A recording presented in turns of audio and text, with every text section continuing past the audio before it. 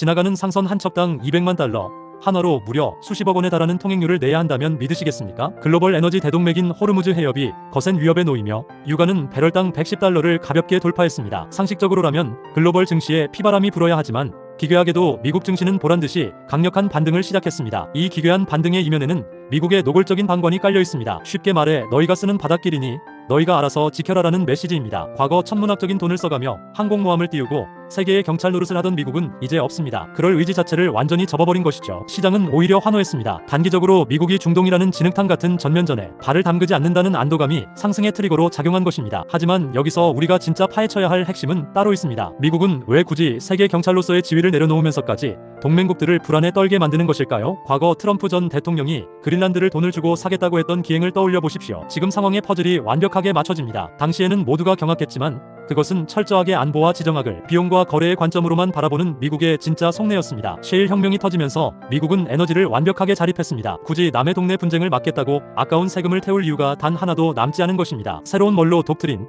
즉 고립주의라는 빗장을 아주 단단히 걸어 잠갔다고 볼 수 있습니다. 세계적인 투자자 레이 달리오가 늘 경고했던 흐름 그대로입니다. 패권 유지 비용이 이익을 갉아먹는 순간 제국은 그 잔인한 청구서를 동맹국에게 들이밉니다. 100년 전 대영 제국이 인도에게 전쟁 빚을 갚으라며 비용을 전가했던 것처럼 지금의 미국도 정확히 똑같은 수순을 밟고 있습니다. 예전 말어라고 합의를 복귀해보면 이 그림은 더욱 명확해집니다. 당시 미국은 동맹국들에게 무이자 100년 만기 미 국채를 강제로 떠안기려는 사실상 노골적인 비용 청구 플랜을 세웠습니다. 동맹국들이 이를 울며 겨자먹기로 받아들이면 미국은 천문학적인 이자 부담을 털어내고 달러 가치를 낮춰 수출 경쟁력을 단숨에 살려낼 수 있습니다. 결국 중동에서 딴청을 피우는 미국의 태도는 이제 공짜 안보는 없다는 것을 동맹들의 뼈에 새겨주기 위한 거대한 판짜기인 셈입니다. 하지만 권력이라는 것은 본래 진공 상태를 가장 싫어합니다. 지정학에도 작용과 반작용이 명확하게 존재하죠. 미국이 뒷짐을 지고 빠진 그 틈을 타 중국과 파키스탄이 5개항, 평화 구상 등을 들고 나오며 새로운 중재자 행세를 하기 시작했습니다. 빈집을 털러 들어온 것은 이들뿐만이 아닙니다. 사우디아라비아, 튀르키예 같은 중동의 터줏대감들도 다국적 컨소시엄을 꾸려 독자적으로 생존할 길을 모색하고 있습니다. 심지어 이란이 요구하는 그 막대한 통행료를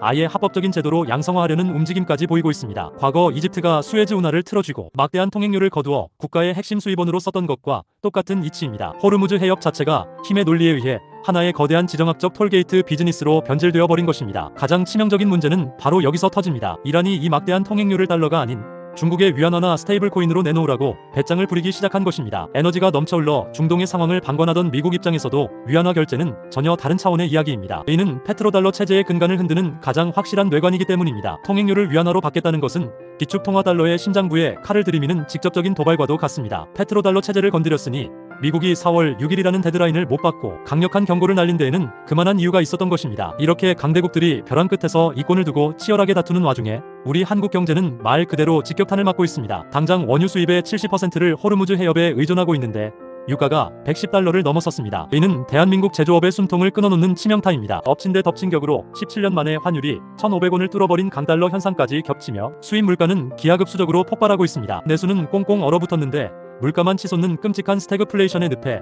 제대로 빠져버린 것입니다. 다급해진 정부와 정치권은 어떻게든 얼어붙은 소비를 살려보겠다며 추경카드를 만지작거리며 돈풀 국리를 하고 있습니다. 하지만 지금 이 타이밍에 추경을 한다고요? 이는 시중의 원화를 확 풀어서 화폐 가치를 더욱 무너뜨리는 최악의 자충수입니다. 불난 집에 기름을 들이붓는 격입니다. 환율 상승에 불을 붙여 수입 물가를 한 번 더 폭등시키는 악순환의 늪으로 빠지게 될 것입니다. 원래 거시경제의 교과서대로라면 당장 기준금리를 대폭 올려 투기 자본이 빠져나가는 것을 막고 원화 가치를 방어해야 정상입니다. 문제는 우리나라의 GDP를 압도할 정도로 비정상적으로 부풀어 오른 가계부채라는 초대형 시한폭탄이 존재한다는 사실입니다. 여기서 환율을 잡겠다고 금리 인상이라는 칼을 함부로 휘두르게 되면 어떻게 될까요? 무리하게 대출을 받은 수백만 명의 투자자들이 연쇄 파산하고 금융 시스템이 도미노처럼 모두 무너져 내릴 것입니다. 환율을 잡자니 가계부채가 터지고 내수를 살리자니 환율이 미쳐 날뛰는 완벽한 진퇴양난, 즉 외통수에 걸린 상황입니다. 차기 한국은행 총재 후보자가 1,500원이라는 환율 패닉 앞에서도 섣부른 대응을 하지 않고 놀랍도록 침착했던 진짜 이유가 바로 여기에 있습니다. 지금은 금리라는 융단 폭격 대신 외과 수술을 할 때 쓰는 메스처럼 핀셋으로 자본의 입출구만 정교하게 틀어막는 정책이 절실한 타이밍입니다. 그분이 설계했던 거시건전성 3종 세트 중 선물한 포지션 한도 규제를 떠올려 보십시오. 이는 은행들이 무분별하게 달러 단기 차입을 끌어다 쓰는 것에